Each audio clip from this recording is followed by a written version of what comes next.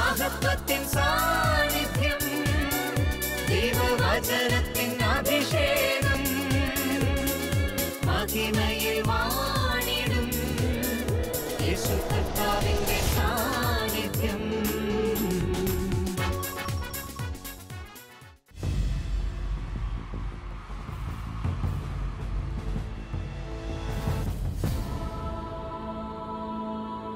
നിൻ വചനം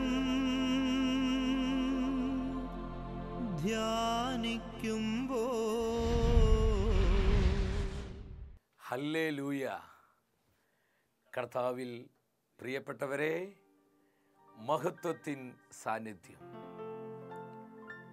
ഈ ശുശ്രൂഷയിലേക്ക് കടന്നു വന്നിരിക്കുന്ന എൻ്റെ എല്ലാ സഹോദരി സഹോദരങ്ങൾക്കും നമ്മുടെ കർത്താവായ യേശു ക്രിസ്തുവിൻ്റെ കൃപയും സമാധാനവും ആശംസിക്കുകയാണ്. 73-ാം സങ്കീർത്തനം 28-ാം തിരുവാക്യം. അവിടുത്തെ പ്രവർത്തികളെ ഞാൻ പ്രഘോഷിക്കും. സങ്കീർത്തകനായ ആസാഫിൻ്റെ ഉറച്ച തീരുമാനമായിരുന്നു, ഏത് സാഹചര്യത്തിലും ഞാൻ എൻ്റെ കർത്താവിൻ്റെ പ്രവർത്തികളെ പ്രഘോഷിക്കും. എൻ്റെ പ്രിയപ്പെട്ടവരെ, ഈ ലോകത്തിൽ നമുക്ക് വലിയൊരു ദൗത്യമുണ്ട്. കർത്താവിനെ ധീരതയോടെ സാക്ഷ്യം നൽകുവാൻ വിളിക്കപ്പെട്ടവരാണ് സഭാമക്കളായ നമ്മൾ ഓരോരുത്തരും. അപ്പോസ്തലനായ പൗലോസ് തിമോത്തിയോട് പറയുന്നുണ്ട്, കർത്താവിന് സാക്ഷ്യം നൽകാൻ നീ ലജ്ജിക്കരുത്, നീ ലജ്ജിക്കരുത്. നമ്മുടെ ആവേശവും അഭിമാനവുമായത് മാറണം. ആസാവ് പറഞ്ഞ ഈ തിരുവചനം നമ്മുടെ ജീവിതത്തിലേക്ക് ഏറ്റെടുത്തുകൊണ്ട് ഇന്നത്തെ ശുശ്രൂഷകളിലേക്ക് നമ്മൾ പ്രവേശിക്കുകയാണ്. ഒരു സാഹചര്യത്തെ നമ്മൾ ഭയപ്പെടേണ്ട. ദൈവമായ കർത്താവ് എല്ലാ സാഹചര്യങ്ങളെക്കാളും ഉപരിയാണ്. അവൻ കാലത്തിന് അധീനനാണ്, അവൻ സമയങ്ങൾക്ക് അപ്പുറമുള്ളവനാണ്. അവിടുന്ന് സർവശക്തനായ ദൈവമാണ്. Almighty God, all sufficient God. ഈ യാഥാർത്ഥ്യം തിരിച്ചറിഞ്ഞ് നമ്മുടെ മനസ്സിൻ്റെ എല്ലാ ഭാരങ്ങളെയും നമ്മൾ അസ്വസ്ഥപ്പെടുത്തുന്ന പലവിധ പ്രതിസന്ധികളുണ്ട്. നമ്മുടെ ഉള്ളിൽ അടിഞ്ഞു കിടക്കുന്ന ചില സംശയങ്ങൾ, വേദനകൾ, എത്ര പ്രാർത്ഥിച്ചിട്ട് ഉത്തരം കിട്ടാത്ത ചില പ്രശ്നങ്ങൾ, പ്രതികൂലങ്ങൾ എന്തുമാവട്ടെ, നമ്മുടെ മധ്യയുള്ള കർത്താവിൻ്റെ സാന്നിധ്യം നിങ്ങൾ അനുഭവിക്കുക. അത് ശരിക്കും ഒന്ന് എൻജോയ് ചെയ്ത് ദൈവ സാന്നിധ്യത്തിൽ എൻജോയ് ചെയ്യാൻ, ആനന്ദിക്കാൻ നമുക്ക് കഴിയണം. സകല ഭാരങ്ങളെ വിട്ടുകളഞ്ഞ് ആയിരിക്കുന്നിടത്ത് എല്ലാവരും ഒരു നിമിഷം ഒന്ന് എഴുന്നേറ്റ് നിന്ന് വലതുകരം അല്പം സ്വർഗത്തിലേക്ക് ഉയർത്തിപ്പിടിക്കുക. ആരും അടിക്കരുത്, നാണം വിചാരിക്കണം. കർത്താവിൻ്റെ സന്നിധിയിലാണ് കരമുയർത്തുന്നത്. വലതുകരം ഉയർത്തി ആത്മനിറവോടെ നമ്മൾ ഒരുമിച്ച് പ്രാർത്ഥിക്കാൻ പോവാണ്. സകല ഭയങ്ങളും ഭാരങ്ങളും നമ്മളെ ബന്ധിച്ചിട്ടിരിക്കുന്ന സകലവിധ പൈശാചിക കുരുക്കുകളെയും കർത്താവ് അഴിച്ചു മാറ്റുന്ന സമയം നമ്മൾ ഒരുമിച്ച് വിളിച്ച് പ്രാർത്ഥിക്കുന്നു. കർത്താവായ ദൈവമേ, കർത്താവായ ദൈവമേ, പരിശുദ്ധാത്മാവിനെ നൽകണമേ, പരിശുദ്ധാത്മാവിനെ നൽകണമേ. ദൈവത്തിന്റെ പരിശുദ്ധാത്മാവേ, ദൈവത്തിന്റെ പരിശുദ്ധാത്മാവേ, സകലവിധ ഭയങ്ങളിൽ നിന്നും ഞങ്ങളെ വിമോചിപ്പിക്കണമേ. ധൈര്യത്തിന്റെ ആത്മാവായി, ധീരതയുടെ അഭിഷേകമായി ഞങ്ങളിൽ നിറയണമേ. പരിശുദ്ധാത്മാവേ, ശുശ്രൂഷകൾ ഏറ്റെടുത്ത് അനുഗ്രഹിക്കണമേ.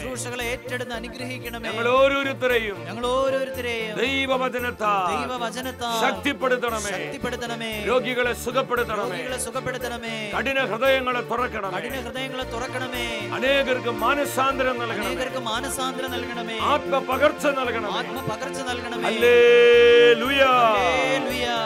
കരങ്ങളടിച്ച് അഭിഷേക നിറവോടെ നമ്മൾ ഒരുമിച്ച് പാടി പ്രാർത്ഥിക്കുക. ദൈവത്തിന്റെ പരിശുദ്ധാത്മാവ് സ്വർഗീയ തീയായി ആയിരങ്ങളിൽ കത്തിപ്പടർന്ന സമയം പാവന റൂഹായേ, ദൈവശക്തിയേ, അഭിഷേകത്തിൻ വാതിൽ തുറക്കണമേ. ആമേൻ. പാവന റൂഹായേ, ദൈവശക്തിയേ, എല്ലാവരും അഭിഷേകത്തിൻ വാതിൽ തുറക്കണമേ. അടഞ്ഞ വാതിൽ തുറക്കാൻ ദുഷ്ടൻ ഒരുക്കും കെണികൾ തകർക്കാൻ. അടഞ്ഞ വരിക പരിശുദ്ധാത്മാവേ, വാതിലുകൾ തുറക്കാൻ വരിക പരിശുദ്ധാത്മാവേ. നമ്മൾ ഒരുമിച്ച് പാടുന്നു. കാറ്റായി മഴയായി തീയായി റൂഹ പെയ്യട്ടെ, കാറ്റായി മഴയായി തീയായി റൂഹ പെയ്യട്ടെ. കുടുംബങ്ങളിലേക്ക്, കൂട്ടായ്മകളിലേക്ക്, എല്ലാ സഭാ സമൂഹങ്ങളിലേക്ക്, ലോകരാജ്യങ്ങളിലേക്ക് അവൻ പെയ്തിറങ്ങട്ടെ. കാറ്റായി മഴയായി തീയായി റൂഹ പെയ്യട്ടെ, കാറ്റായി മഴയായി തീയായി റൂഹ പെയ്യട്ടെ. ആത്മാവേ,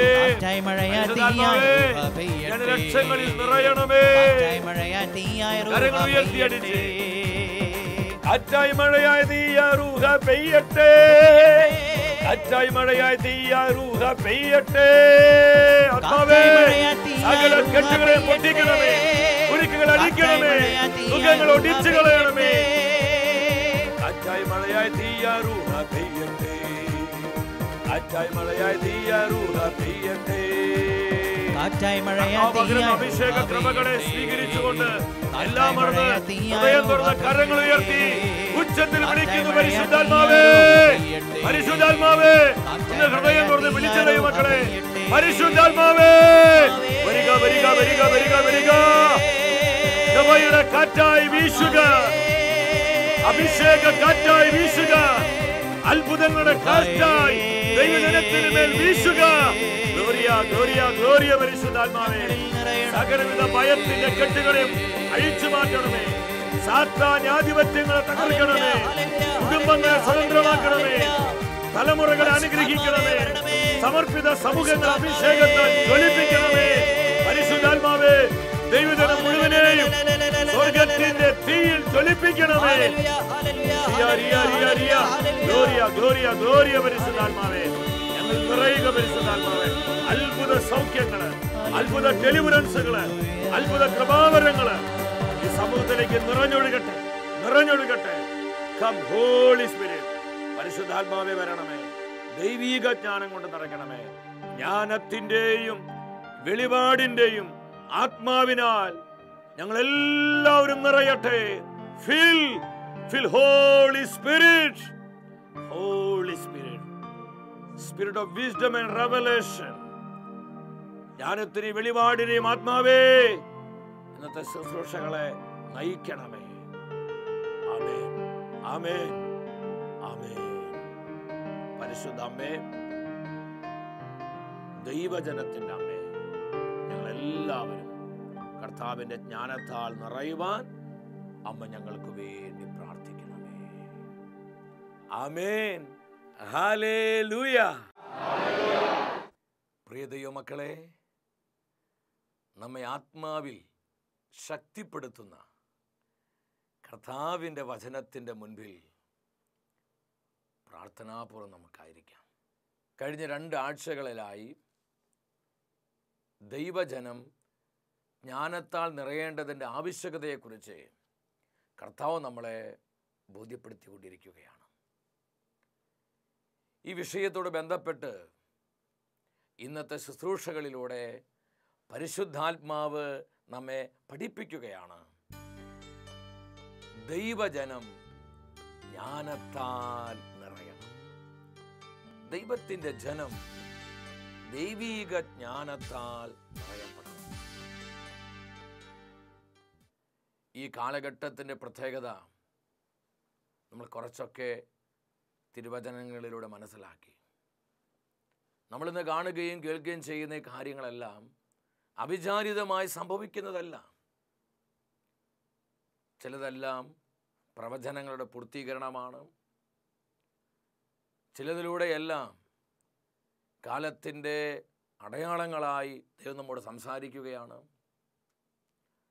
മറ്റു ചിലത് ദൈവജനം പ്രാർത്ഥിച്ചും പരിത്യാഗം ചെയ്തും കൂടുതൽ തങ്ങളെ തന്നെ വിശുദ്ധീകരിക്കുവാനുള്ള മുന്നറിയിപ്പുകളാണ്. നമ്മളെല്ലാവരും ഒരു ആഴമേറിയ അനുതാപത്തിലേക്ക് വരിക എന്നുള്ളത് സ്വർഗത്തിൻ്റെ തിരിഹിതമാണ്. സഭ മുഴുവൻ ആഴമേറിയ അനുതാപത്തിലേക്ക് വരുവാൻ സഭയുടെ നാഥനും കർത്താവുമായ യേശു ആഗ്രഹിക്കുന്നുണ്ട്. ഇന്നത്തെ ശുശ്രൂഷയുടെ പ്രത്യേകമായി നമ്മൾ ചിന്തിക്കുന്നത് കർത്താവിൻ്റെ ജ്ഞാനത്താൽ ദൈവജനം നിറയപ്പെടേണ്ടതിൻ്റെ ആവശ്യകതയിൽ രണ്ടാമത്തെ കാര്യമാണ്. പിശാചിൻ്റെ വഞ്ചനകളെ മനസ്സിലാക്കാൻ, തിരിച്ചറിഞ്ഞ് ജീവിക്കാൻ കർത്താവിൻ്റെ ജ്ഞാനം നമുക്കെല്ലാവർക്കും ഒരുപോലെ ആവശ്യമാണ്. വെളിപാടിൻ്റെ പുസ്തകം 12-ാം അധ്യായം 12-ാം തിരുവചനം. അതിനാൽ സ്വർഗമേ, അതിൽ വസിക്കുന്നവരെ ആനന്ദിക്കുവിൻ. എന്നാൽ ഭൂമിയെ, സമുദ്രമേ, നിങ്ങൾക്ക് ദുരിതം.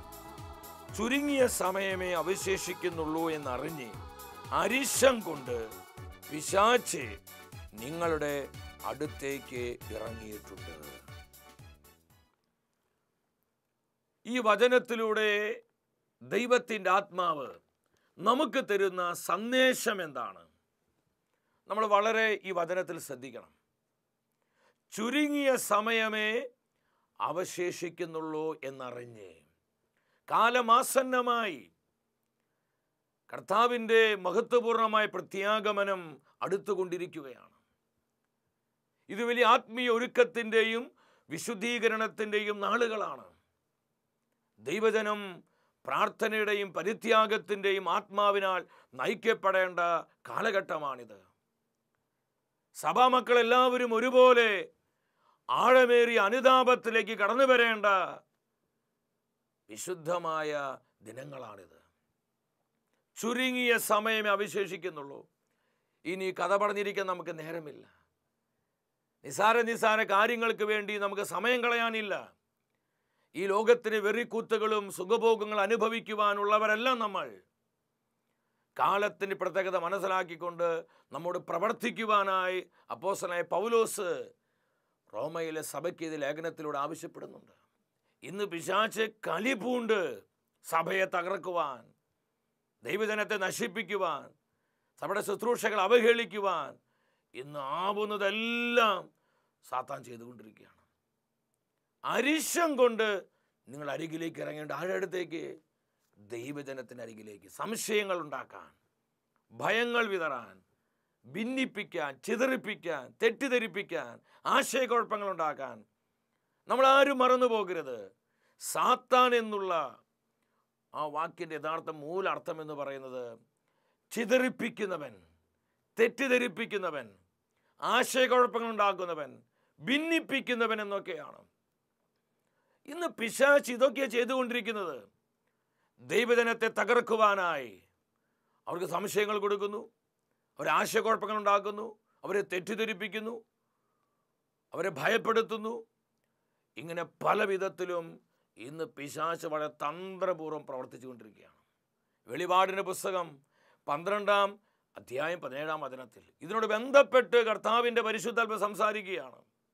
അപ്പോൾ സർപ്പം സ്ത്രീയുടെ നേരെ കോപിച്ചു. ഈ സർപ്പം ആരാ നമുക്കറിയാം. വെളിപാട് പുസ്തകം 12:9 പറയുന്നുണ്ട്, സാത്താൻ എന്നും പിശാച് എന്നും വിളിക്കപ്പെടുന്ന ആ പുരാതന സർപ്പം. അപ്പോൾ ഈ സർപ്പത്തിൻ്റെ പേരെന്താ? സാത്താൻ എന്നും പിശാച് എന്നും വിളിക്കപ്പെടുന്നത്.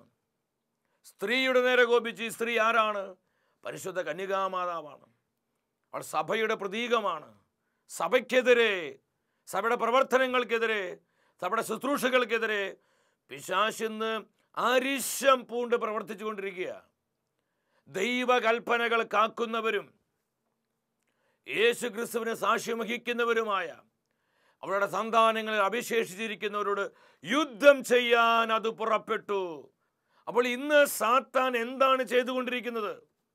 ദൈവജനത്തിനെതിരെ, സഭയ്ക്കെതിരെ, സഭാപിതാക്കന്മാർക്കെതിരെ, ബഹുമാനപ്പെട്ട വന്യവൈദികർക്കെതിരെ, സമർപ്പിതർക്കെതിരെ, ദൈവവിളിക്കെതിരെ, സഭയുടെ ശുശ്രൂഷകൾക്കെതിരെ ഇന്ന് എന്താ പിശാച് ചെയ്തുകൊണ്ടിരിക്കുന്നത്? യുദ്ധം ചെയ്യുകയാണ്. എന്തിനു വേണ്ടി?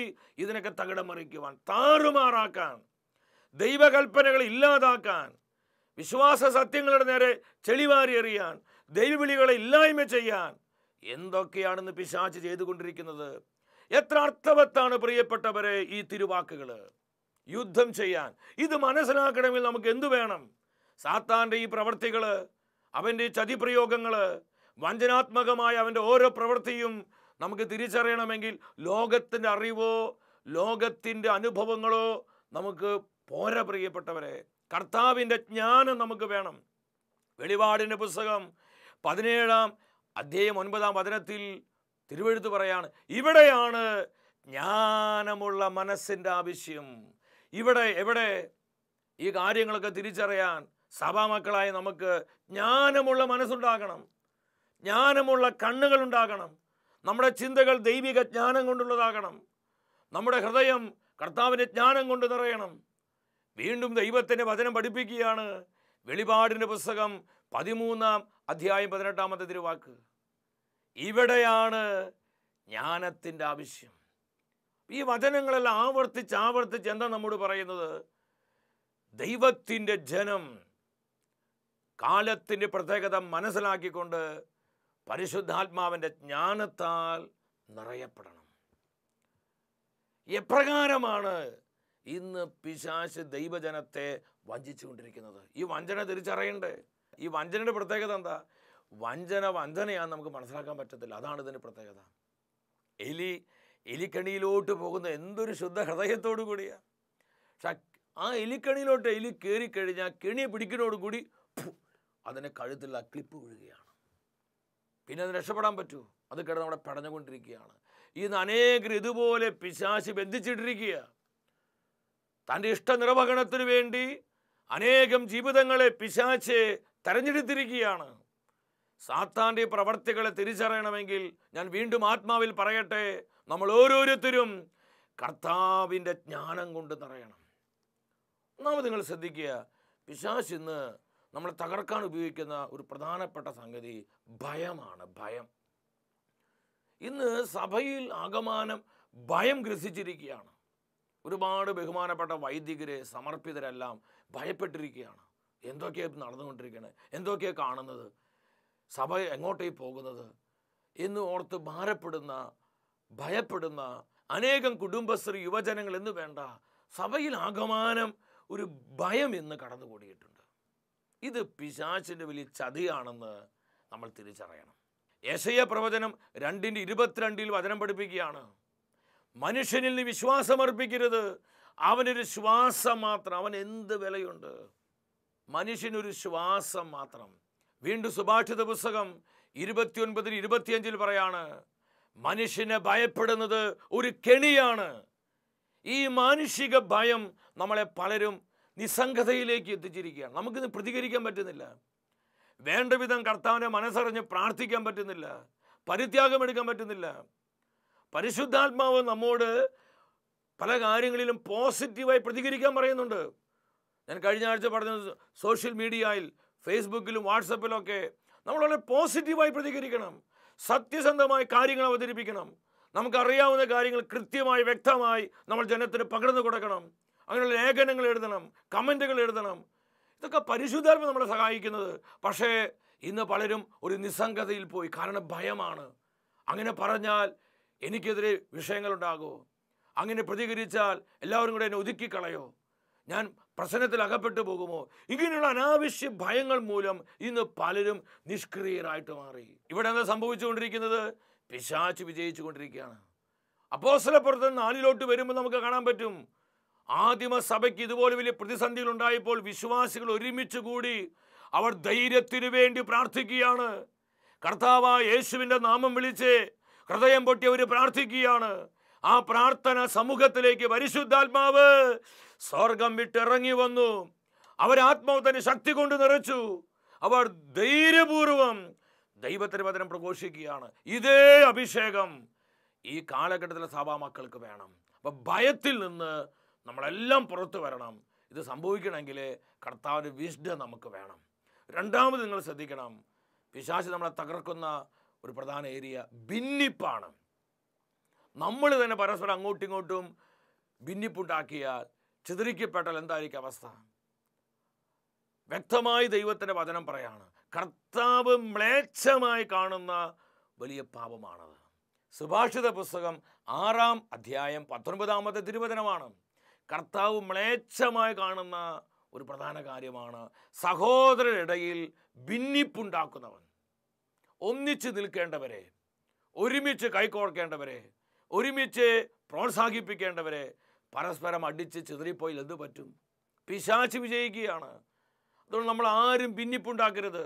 നമ്മുടെ വാക്കുകൾ, നമ്മുടെ പ്രവർത്തികൾ, നമ്മുടെ ചിന്തകൾ ഭിന്നിപ്പുണ്ടാക്കരുത്. വീണ്ടും സുഭാഷിത പുസ്തകം 11-ാം അധ്യായം 20-ാം വചനം പറയാണ്, വികട ബുദ്ധി കർത്താവിന് വെറുപ്പുളവാക്കുന്നു. കർത്താവിൻ്റെ ഹൃദയത്തെ വേദനിപ്പിക്കുന്നതാണ് വികട ബുദ്ധികൾ, കുബുദ്ധികൾ, മത്സര ബുദ്ധികൾ. അപ്പോൾ ഇങ്ങനെയുള്ള കുബുദ്ധികളെ നമ്മൾ തിരിച്ചറിയണമെങ്കിൽ കർത്താവിൻ്റെ ജ്ഞാനം നമുക്ക് വേണം. ഇന്ന് പലരും ഇതുപോലെ സഭയെ ആക്രമിക്കുന്നുണ്ട്, സഭയുടെ ശുശ്രൂഷകളെ അവഹേളിക്കുന്നുണ്ട്. ഇത് നല്ലൊരു ശതമാനം ആരാ? നമ്മുടെ തന്നെ ജനമാണ്. ഭിന്നിക്കുകയാണ്, ചിതറിപ്പിക്കുകയാണ് പിശാച്. കുബുദ്ധികൾ, മത്സര ബുദ്ധികൾ, വികട ബുദ്ധികൾ കർത്താവ് വെറുപ്പുളവാക്കുന്നു. വീണ്ടും യൂദാസിന്റെ ലേഖനം 1:19 പറയാണ്, പരിശുദ്ധാത്മാവില്ലാത്തവരും കേവലം ലൗകികരുമായി ഇവരാണ് ഭിന്നിപ്പുണ്ടാക്കുന്നത്. ഞാൻ ആത്മാവിൽ പറയട്ടെ, ആരൊക്കെ ഭിന്നിപ്പുണ്ടാക്കുന്നുവോ, അത് സഭയിലാകാം, കുടുംബത്തിലാകാം, സമൂഹങ്ങളിലാകാം, കൂട്ടായ്മകളിലാകാം, തൊഴിൽ മേഖലകളിലാകാം, ആരൊക്കെ ഭിന്നിപ്പുണ്ടാക്കുന്നുവോ അവരിൽ ആരിലും ദൈവത്തിൻ്റെ പരിശുദ്ധാത്മാവില്ല. വ്യക്തമായി ദൈവത്തിന് തിരുവെഴുത്ത് പഠിപ്പിക്കുകയാണ്, പരിശുദ്ധാത്മാവില്ല.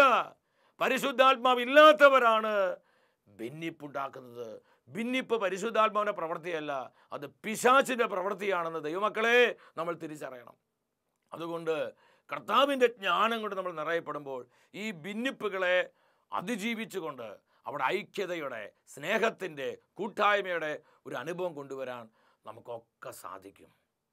മൂന്നാമത്തെ പിശാചിനൊരു തന്ത്രമാണ് അർത്ഥശൂന്യമായ വാക്കുകൾ, വിലയില്ലാത്ത കാര്യങ്ങൾ, അർത്ഥമില്ലാത്ത കാര്യങ്ങൾ, നെഗറ്റീവായ കാര്യങ്ങൾ ഇങ്ങനെ അടിച്ചു വിടുകയാണെന്ന് ഈ കാലഘട്ടത്തിൽ നമുക്ക് കാണാൻ പറ്റും. നന്മയെ വളരെ ഭംഗിയായി പിശാച് തിന്മയായിട്ടങ്ങ് അവതരിപ്പിക്കുകയാണ്. തിന്മയായിട്ട് അവതരിപ്പിക്കുക. എന്ത് നല്ല അവതാരകനാണെന്നറിയാം സാത്താൻ.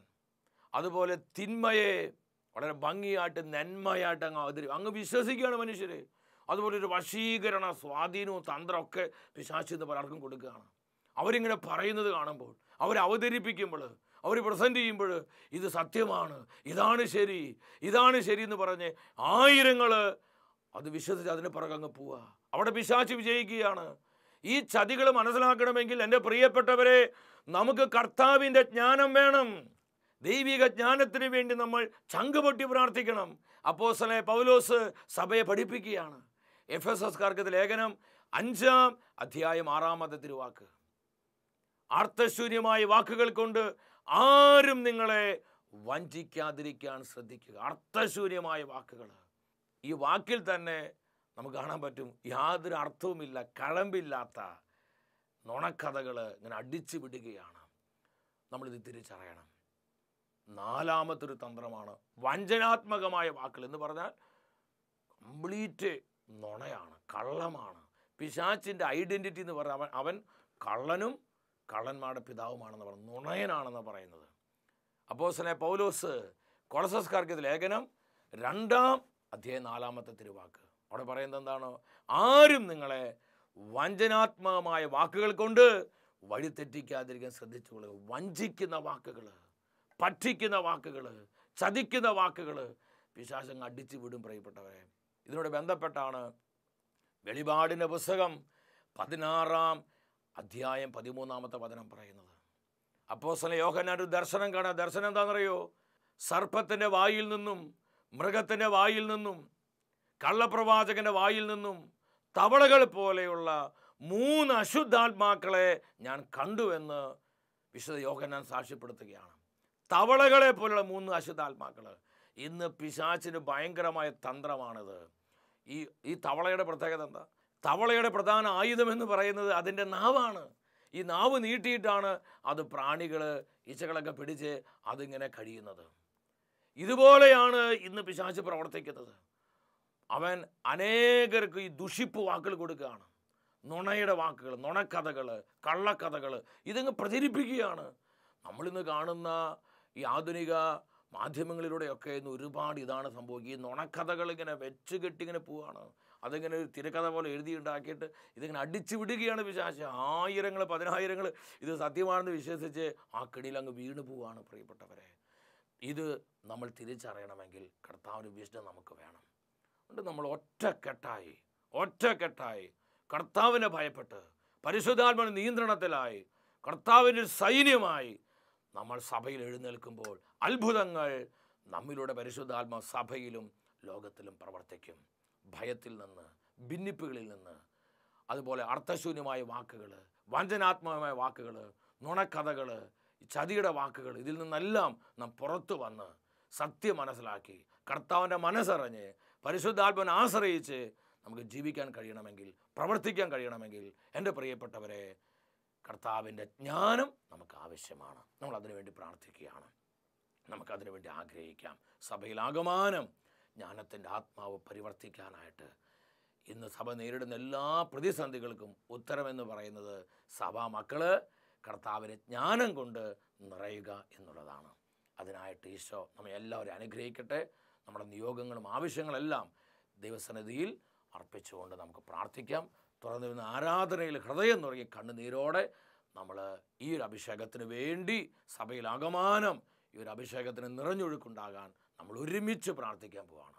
വ്യക്തിപരമായ നിയോഗങ്ങൾ, കുടുംബത്തിൻ്റെ ആവശ്യങ്ങൾ, നമ്മെ ഓരോരുത്തരെയും നമ്മുടെ കർത്താവ് സമൃദ്ധമായി അനുഗ്രഹിക്കട്ടെ.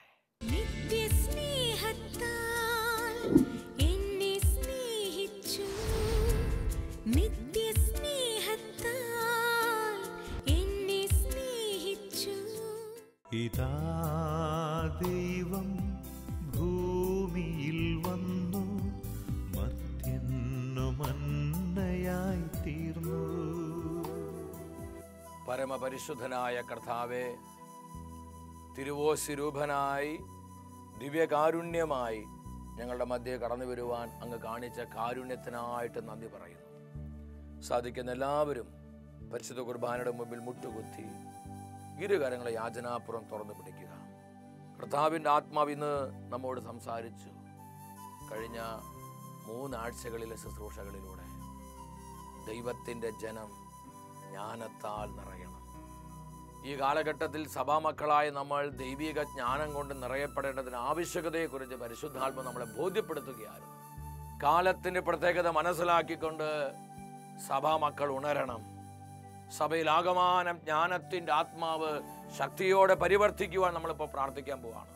നമ്മുടെ കുടുംബങ്ങളിൽ, നമ്മുടെ കൂട്ടായ്മകളിൽ, നമ്മുടെ സമർപ്പിത സമൂഹങ്ങളിൽ, നമ്മുടെ സഭാ കൂട്ടായ്മകളിൽ, സഭയുടെ എല്ലാ പ്രവർത്തനങ്ങളിലും ബഹുമാനപ്പെട്ട വൈദികരിൽ, സമർപ്പിതരിൽ, കുടുംബസ്ഥരിൽ, യുവജനങ്ങളിൽ, സഭാപിതാക്കന്മാരിലെല്ലാം പരിശുദ്ധാത്മാവ് ജ്ഞാനത്തിൻ്റെ ആത്മാവായി കത്തിപ്പടരുവാൻ ഇരുകരങ്ങളും ദിവ്യകാരുണ്യ സന്നിധിയിൽ ഉയർത്തിപ്പിടിച്ച് ഹൃദയം പൊട്ടി അങ്ങ് പ്രാർത്ഥിക്കാൻ പോവാണ്. എല്ലാവരും ഒരുമിച്ച് നമ്മളായിരിക്കുന്നിടത്ത് ആത്മാവിൻ്റെ ഐക്യതയോടെ നമ്മൾ നിലവിളിച്ച് പ്രാർത്ഥിക്കുകയാണ്. കർത്താവേ, സഭയിലേക്ക് ജ്ഞാനത്തിൻ്റെ ആത്മാവിനെ നൽകണമേ. സഭയുടെ എല്ലാ ശുശ്രൂഷകളിലേക്കും ജ്ഞാനത്തിൻ്റെ ആത്മാവിനെ പകരണമേ നമ്മൾ പ്രാർത്ഥിക്കുകയാണ്. നമ്മുടെ കുടുംബങ്ങളും നമ്മുടെ കുഞ്ഞുങ്ങളും ജ്ഞാനത്തിൻ്റെ ആത്മാവിനാൽ നയിക്കപ്പെടുവാൻ നമ്മൾ പ്രാർത്ഥിക്കുകയാണ്. മറ്റെന്തിനേക്കാളും ഉപരി ദൈവിക ജ്ഞാനം കൊണ്ട് നിറയപ്പെടുവാൻ ആഗ്രഹിച്ചുകൊണ്ട് കരമുയർത്തി വിളിക്കുന്നു, യേശുവേ, ജ്ഞാനത്തിന്റെ ആത്മാവിനെ പകരണമേ. പരിശുദ്ധാത്മാവേ, ജ്ഞാനത്തിനും വെളിപാടിനും ആത്മാവായി ഞങ്ങളിൽ, ഞങ്ങളുടെ കുടുംബങ്ങളിൽ, കൂട്ടായ്മകളിൽ, സഭാ സമൂഹങ്ങളിൽ കത്തിപ്പടരണമേ. Hallelujah, hallelujah, hallelujah. പൈശാചിക ശക്തികള്, സാത്താന്റെ തന്ത്രങ്ങള്, അവൻ ഒരുക്കുന്ന ഭിന്നിപ്പുകള്, അവൻ നൽകുന്ന ഭയങ്ങള്, അവന്റെ വഞ്ചനാത്മകമായ വാക്കുകള്, ഇതിനെല്ലാം പരിശുദ്ധാത്മാവ് ചിതറിച്ചു കളഞ്ഞ് സത്യസന്ധതയോടെ കാര്യങ്ങൾ ഗ്രഹിക്കുവാൻ ജ്ഞാനം കൊണ്ട് നിറയ്ക്കണമേ. Hallelujah, hallelujah, hallelujah. പരിശുദ്ധാത്മാവേ, അടുത്ത ആഴ്ചയിൽ ദൈവവചനത്തിൽ നമ്മൾ ധ്യാനിക്കുന്നത് അവിശ്വസ്തത കാണിക്കുന്നത്. ശുശ്രൂഷയിലേക്ക് പ്രാർത്ഥിച്ചു നമുക്കെല്ലാവർക്കും